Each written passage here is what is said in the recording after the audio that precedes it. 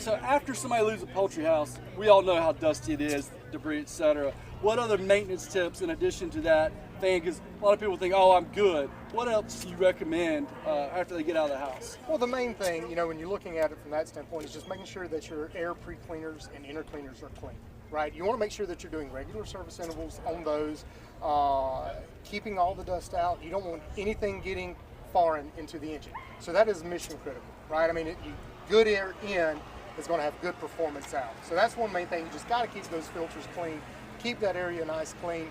And that's part of the reason for having the reversing fan. That's just the biggest thing. Got to keep the air clean. Perfect. So compressed air, blow gun. Yep.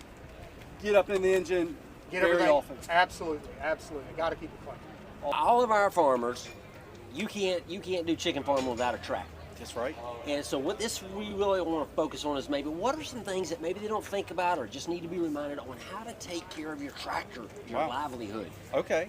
Well, I think it's starting at the purchase of the tractor is going ahead and buying what you need. I think we've all heard the term "buy once, cry once." You know. Yeah. Get And it over with. and bigger isn't always better. Right. More weights isn't always better. Choosing the right tires and things like that. Going ahead and getting it right out of the gate, and from there, I just mentioned tires. Tire pressure. Is really important for getting the traction to the ground. And as you move along, I mean, oil and the peripheral things that we use are really expensive these days, and it hurts. But change the oil, change your filters, check those things out, grease, and just solid maintenance, especially with what things cost. And if you're doing the right thing on a new tractor, especially moving through the warranty period, it's going to be easier to work with your dealer on it. Yeah.